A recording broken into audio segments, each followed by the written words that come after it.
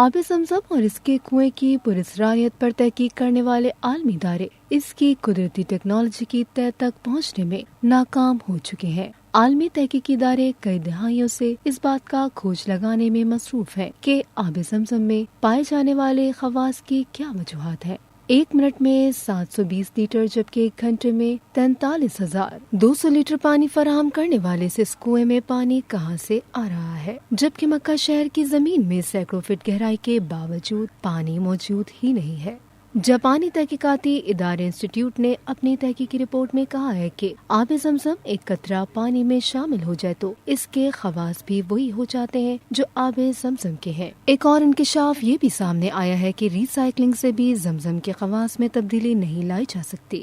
آب زمزم میں معدنیات کے تناسب کا ملی گرام فی لیٹر جائزہ لینے سے پتہ چلتا ہے کہ اس میں sodium 133، calcium 96، potassium 43.3، by carbonate 195.4، chloride 163.3، fluoride 0.72، nitrate 124.8 اور سلفیٹ 124 ملی گرام فی لیٹر موجود ہے۔ آب زمزم کے کنویں کی مکمل گہرائی 99 فٹ ہے اور اس کے چشموں سے کنووں کی تہہ تک کا فاصلہ 17 میٹر ہے۔ دنیا کے تقریباً تمام کنووں میں کائی کا جم جانا، انواع اقسام کی جڑی بوٹیاں اور خضرو پودوں کا اگ آنا، نباتاتی اور حیاتیاتی افزائش یا مختلف اقسام کے حشرات کا پیدا ہو جانا ایک عام سی بات ہے جس سے پانی کا رنگ اور ذائقہ بدل جاتا ہے۔ اللہ کا کرشمہ ہے کہ اس کنویں میں نہ کائی جمتی ہے، نہ نباتاتی اور حیاتیاتی افزائش ہوتی ہے، نہ رنگ تبدیل ہوتا ہے، نہ ذائقہ بدلتا ہے۔